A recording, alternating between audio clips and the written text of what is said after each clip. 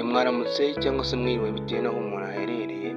Hari ukuntu ufite telefone yawe nta ekuteri ufite, wenda ari smartphone ufite ariko ukaba ushaka kumva radiyo nta ekuteri ufite. Ngwino nkwereke urebe ko telefone yawe nawe ibi bintu yabikora. Ngwino ujye kuri Safari cyangwa Google Chrome cyangwa Opera Mini, uze usacingemo website yitwa Radio Garden.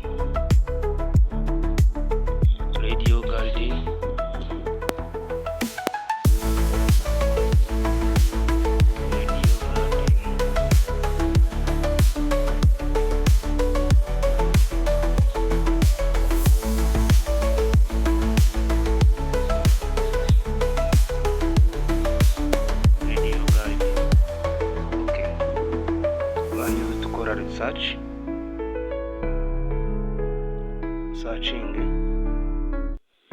urabona ko bakuzana izi fomu zimeze gutya: Kenya, London,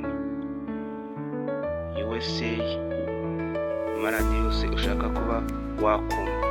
Noneho twebwe turashaka kugira ngo tumenye ko mu Rwanda ko zibikora koko.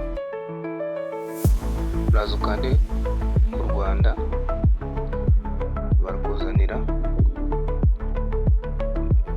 website imeze itya. Tegereza gatoya.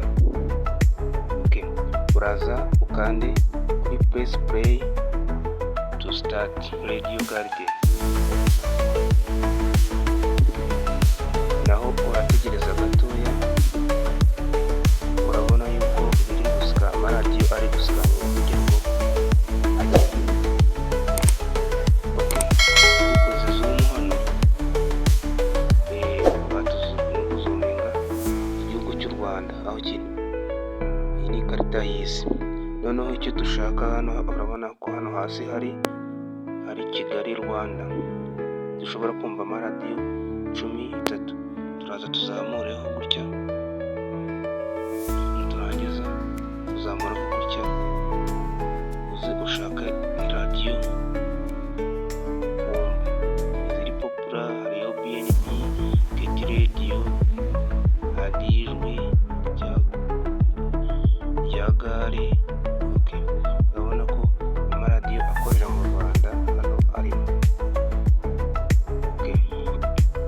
Hano tukaba tugiye kuza ducuranga wenda nk'urugero radiyo 10 kugira 87 n'ibice bitandatu. Kandi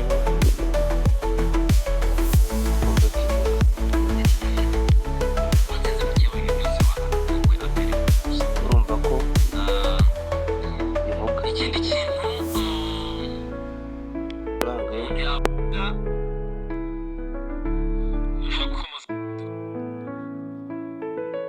Kisefeni. Urabona ko nta ekuteri irimo.